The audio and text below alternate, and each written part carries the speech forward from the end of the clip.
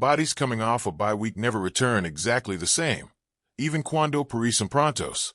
There's always something in the air, something that moves quietly between the players, as if each one brought back a piece of unresolved tension. The Miami Dolphins step into this week with an energy that doesn't feel calm, doesn't feel steady, but carries a spark that seems ready to escape at cualquier deslize. Their inactive list almost feels like an accident. Tal pequeña, tal limpa, como es el time to vest decidido ignorar cualquier preocupación médica. No names from the injury report ended up out, which leaves a strange feeling.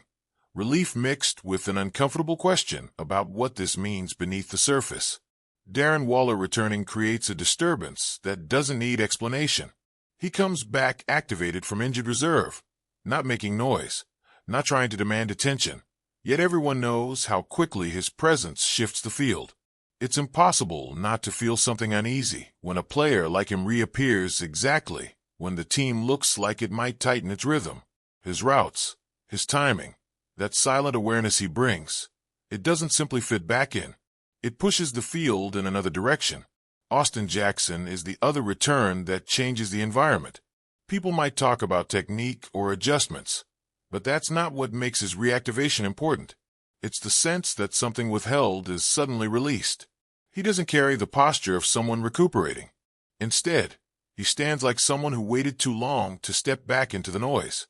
And that does something to the offensive line, something subtle, almost uncomfortable, as if everyone else now needs to adjust to a presence that had been missing long enough to create its own absence.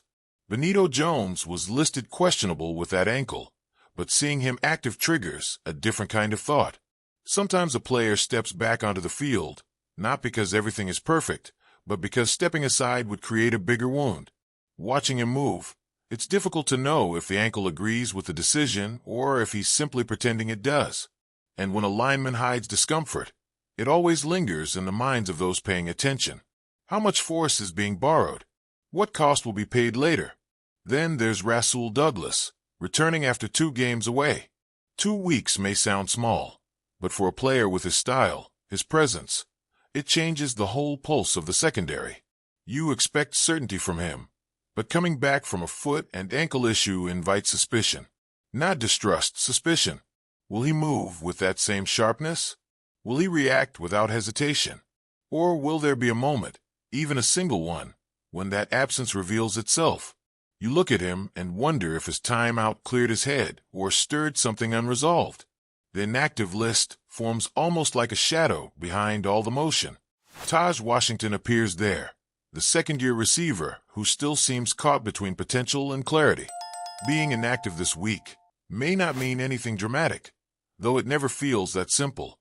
Every young player inactive in a week when the roster is healthy inevitably makes people wonder whether something shifted under the surface. Was he edged out temporarily? Permanently? Or is this just the staff chasing some puzzle they haven't fully explained? A.J. Green III joins the list. He's one of those players who arrived recently, still trying to carve his place, still adapting to the environment. Someone in his position doesn't become inactive by coincidence. It always traces back to how the coaches read the rotation, the matchups, the risks. And he sits beside Andre Carter II, who came over from another practice squad only to remain inactive for the 3rd straight game. 3 in a row carries weight, too much weight. It raises that silent curiosity. Was he brought in for depth, or was he brought in just in case something else broke and never did?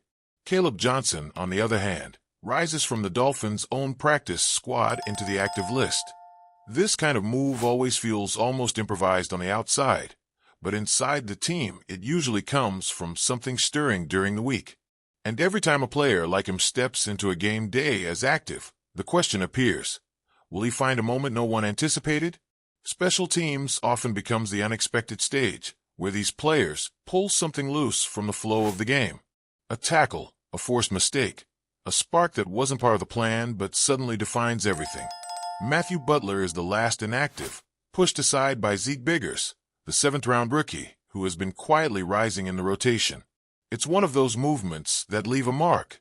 A rookie stepping into someone else's place doesn't simply mean he played well. It means he changed the coach's expectations. Biggers didn't come in with noise, But there's something about the way he's been taking space that makes it clear the team is adjusting around him, whether they intended to or not. Butler being inactive becomes more than a simple roster decision. It becomes a sign of where the interior line's momentum is shifting. And somewhere in the middle of all this, Quinn Ewers remains the emergency third quarterback, the almost forgotten presence who sits in a strange place between readiness and irrelevance. He hasn't played. He might never play this season. Yet he isn't removed, isn't demoted, isn't ignored. He stands exactly where the staff wants him, which raises one of the quietest but most persistent questions. What is his real purpose in this structure? His role doesn't reveal itself easily, and maybe that's intentional. The entire week carries a tone that's not exactly confidence and not exactly tension. Healthy rosters don't calm anyone. They remove excuses. When no one is missing, every flaw becomes exposed. Every misstep becomes direct. And that weight doesn't vanish just because players are available. A team at full strength faces a different kind of scrutiny, one that doesn't forgive as easily. So while the Dolphins step back into the field healthier than anyone could have predicted, the real question hangs in the air. What will they do with it? Seeing Waller and Jackson return changes how the offense breathes. Not by design, not by strategy, but by presence. The offense suddenly has to remember how it behaves with them in motion. The timing shifts, the energy shifts, the routes stretch differently, the blocking changes. Does it all fall back into place instantly? Or does the return disrupt what had quietly settled during their absence? Douglas re-entering the defensive rhythm creates that same unpredictable shake. He's a stabilizer when he's at his best, but players returning from injury sometimes hit the field with a fire that burns too bright or burns sideways. Will he bring steadiness or impatience? Will he anchor the corner group or push himself too hard trying to reclaim what feels like it slipped? Every defensive snap will answer a different piece of that. Jones stepping in with that ankle still feels like a storyline waiting to unfold.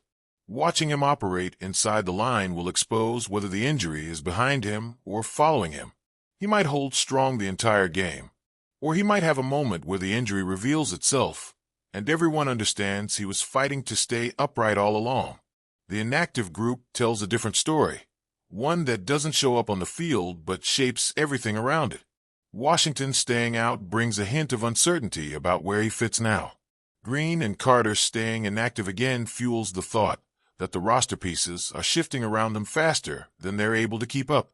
Butler losing his spot to Biggers frames a subtle change happening in the trenches, and Ewers remains the silent figure at the edge of it all, reminding everyone that depth charts carry secrets no outsider hears. The Dolphins walk back from the bye with health, but not with simplicity. The moves, the returns, the absences, they all blend into a week that feels heavier than it looks.